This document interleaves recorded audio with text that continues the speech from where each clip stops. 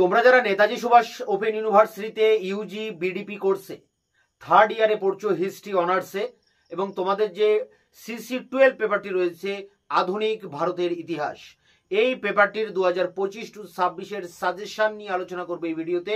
এবং এখানে সাজেশনের প্রতিটা প্রশ্নের উত্তরও তোমরা পেয়ে যাবে এই ভিডিওর ডেসক্রিপশন বক্সে। তা সে প্রসঙ্গে যাওয়ার আগে আমরা একবার শর্ট আকারে সাজেশনে কি কি রয়েছে সেটা আমরা একবার বোর্ডে দেখে নেব। দেখো, তোমাদের দুই ধরনের প্রশ্ন হয়, তা সে প্রসঙ্গে যাব। তার আগে দেখো রয়েছে Netaji Subhas Open University UG BDP third year history CC history 12 পেপারটির নাম। এখানে সাজেশন 2025-26, অর্থাৎ তোমরা এখন যারা থার্ড ইয়ারে পড়ছো, সামনে যে পরীক্ষা আসছে তোমাদের জন্য এই সাজেশন। এর আগের একটি ভিডিওতে আমি CC11 পেপার, যেটা আধুনিক ইউরোপের ইতিহাস, সেই পেপারের সাজেশন এবং তার প্রতিটা প্রশ্নের উত্তর দিয়ে দিয়েছি। এই ভিডিওতে তোমাদের সামনে আমি আলোচনা করব CC12 পেপার, যেটি আধুনিক ভারতের ইতিহাস।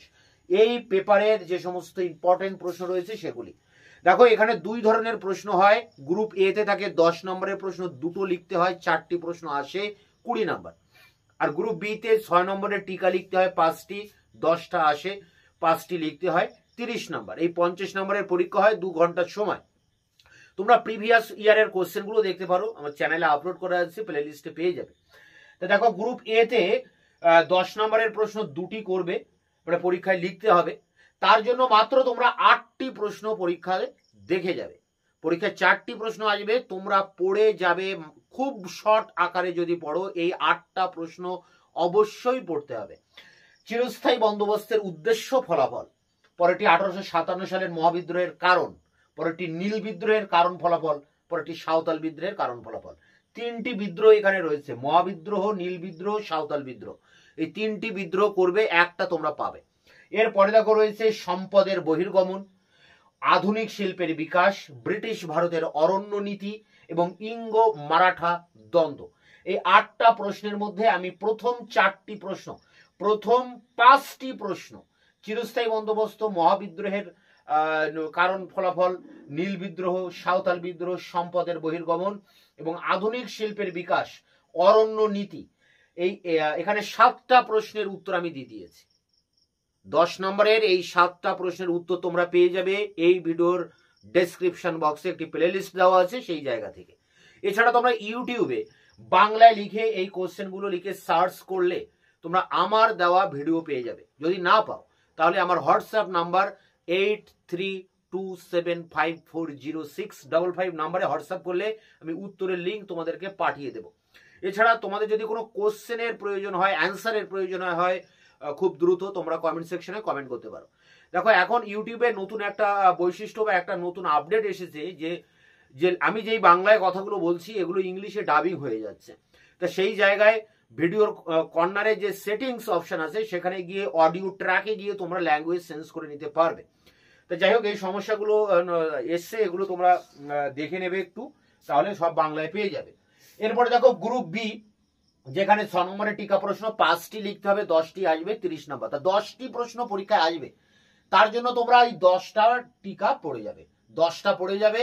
এর ভিতর থেকে আশা করি তোমরা 5টি প্রশ্ন কমন পাবে। যদি 5টি নাও পাও, 4টি প্রশ্ন কিন্তু জেনুইন কমন পেয়ে যাবে।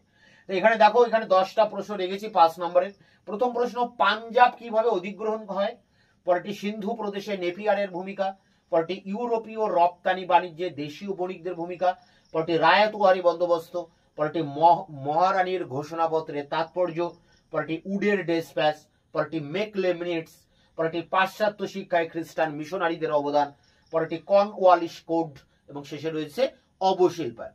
এগুলো 6 নম্বরের প্রশ্ন। এখানে যে 10টি টিকা প্রশ্ন দিয়েছি, এর মধ্যে আমি বলেও দিচ্ছি কোন কোন প্রশ্নগুলোর অ্যান্সার আমি দিয়ে দিয়েছি ইতিমধ্যে। রায়তওয়ারি, মহারানীর ঘোষণাপত্র, উডের despatch, Macaulay minutes, Cornwallis code, অবশিল্পায়ন, প্রায় 6টা প্রশ্নের উত্তর দিয়ে দিয়েছি। তাহলে বাকি থাকলো 4টি প্রশ্ন, আর 10 নম্বরের একটা প্রশ্ন ইঙ্গো মারাঠা। এই 4টি টিকা এবং একটা 10 নম্বরের প্রশ্নের অ্যান্সার দিলে তোমাদের কিন্তু এই পেপারের সব প্রশ্নের উত্তর তোমরা পেয়ে যাচ্ছ। বাকি অন্য পেপারের সাজেশন এবং তারও অ্যান্সার নিয়ে আমি পরের ভিডিওতে আসছি। তবে এখন আমরা অন স্ক্রিনে এই সাজেশনটা পূর্ণাঙ্গ বাক্যে একবার দেখে নেব। এই সাজেশন তোমরা খাতায় লিখে নেবে এবং একটা একটা করে প্রশ্ন কিন্তু তোমরা পড়বে এবং তার অ্যান্সার তোমরা পেয়ে যাবে চ্যানেল থেকে। তো এবার আমরা অন স্ক্রিনে একবার সাজেশনটা পূর্ণাঙ্গ বাক্যে দেখে নেব। নেতাজি সুভাষ মুক্ত বিশ্ববিদ্যালয় third year Yuji BDP history CC history 12 paper, এটা ফাইনাল সাজেশন 2025-26। গ্রুপ এ, যেখানে 10 নম্বরে দুটি প্রশ্ন লিখতে হবে 20, তার জন্য যে প্রশ্নগুলো করবে: চিরস্থায়ী বন্দোবস্ত প্রবর্তনের উদ্দেশ্য ও ফলাফল আলোচনা করো। পরেরটি 1857 সালের মহাবিদ্রোহের কারণগুলি কি ছিল। পরেরটি নীল বিদ্রোহের কারণ ও ফলাফল আলোচনা করো। পরেরটি সম্পদের বহির্গমন কিভাবে ঘটেছিল। পরেরটি রয়েছে ভারতে আধুনিক শিল্পের বিকাশ সম্পর্কে আলোচনা করো। পরেরটি ইঙ্গো মারাঠা দ্বন্দ্বের প্রধান কারণগুলি কি ছিল। পরেরটি ব্রিটিশ ভারতের অরণ্য নীতি কেমন ছিল।